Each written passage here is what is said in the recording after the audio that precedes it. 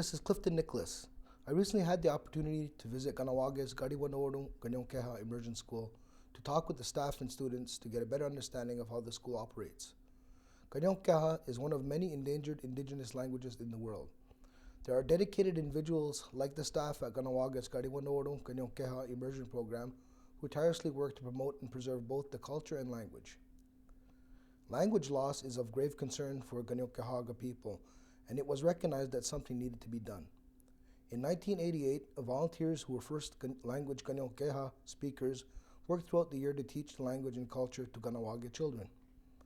The program was initially started to instill Kahnawake language skills in young children between the ages of 2 and 3. In the first year, there were 10 children in the program. The number of students has increased over the last 20 years. Now, Karihwanoron offers the immersion program from pre-kindergarten to grade 6, and the number of students has increased substantially, as well as the financial needs, which have become dire. The program is based on a family model, whereas there are roles of parents, grandparents, and siblings incorporated into a home-like atmosphere. Students at Karihwanoron learn the language through common everyday activities such as cooking and cleaning and gardening. The children are also instructed in traditional history, practices, and stories, as well as schooling in math, sciences, and other academic studies, all of which are conducted in Kahnawake. We teach children from the age 2 years old up all the way up to grade 6 level, completely in Kahnawake, the Mohawk language, and we teach the culture. With that is, cooking, the cleaning, the all the home environment things that our ancestors did in the past with the language. Of course, everybody still does that kind of stuff at home, but seeing that our language is, slowly deteriorating. Back in 1988, there was a group of parents who started a program and wanted to figure out how do we get these children to have the language as their first language rather than English. So they decided, well, the way our ancestors learned in the home, with just by having two parents there speaking with the children at all times. So today, actually started back then, we have two teachers within each class, even if there's a minimum amount of students in that classroom, they have always two teachers. This way they always have the two-way conversation, whether the children are involved with the speaking at the moment, but the two teachers are there. Well, here I'm teaching Kahnawake, the Mohawk language, for future generations, and it's one of my greatest loves. I think it's in our language we call it Karihwanoron. It's our duty as speakers to pass on the language and to reinforce our beliefs and our ways of life, as our language is what we are and who we are. And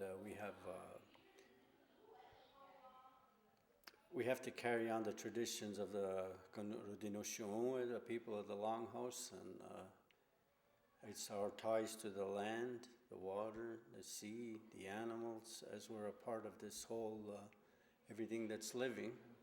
And it's very important that our children carry this on. No, te kira di nak tu.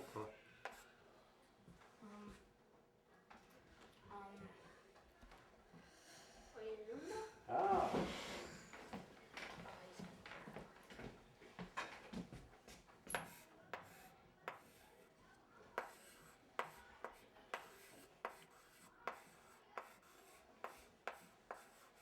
Okay, vad gör de då?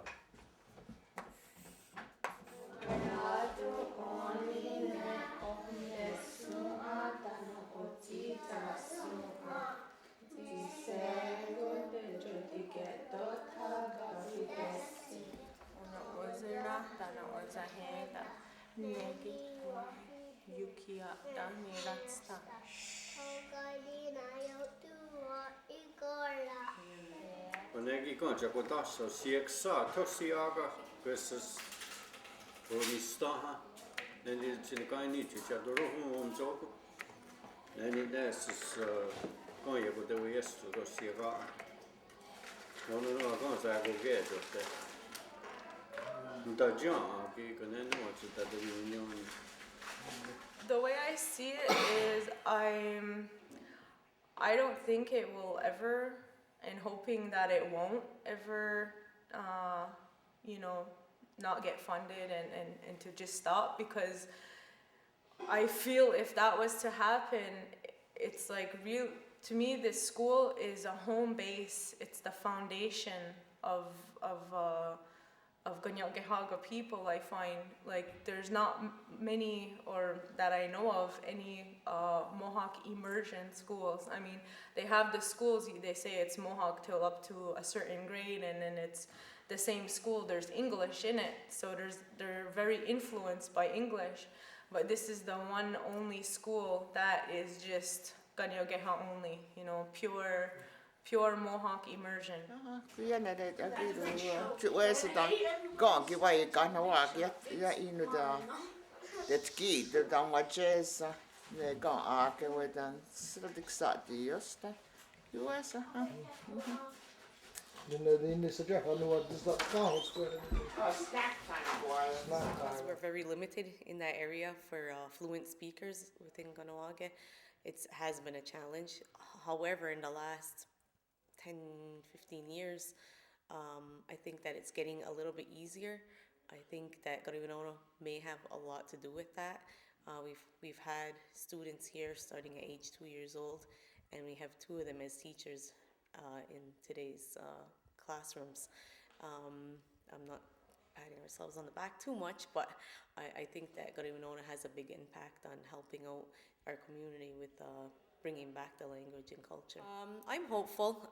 It's taken a little longer than I thought it would, because we did announce, I'd say about 5 weeks ago, to the public, to the community, that we were really low on funding and that we didn't have enough money to finish our school year.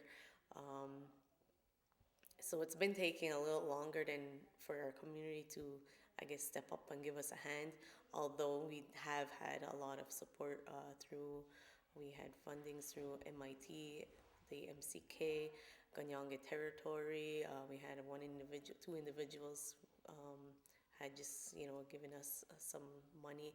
So we came up with $32,000 that was given to us to help our deficit for this school year. We're hoping to get more, because we still need to finish our year for approximately $17,000. And there's always next year as well to start off. We are also in the process of putting out proposals to other funding, not that we're just looking for donations, because everyone keeps saying it's just a Band-Aid solution. Yeah, we know that, but we're looking out there for help to help support financially.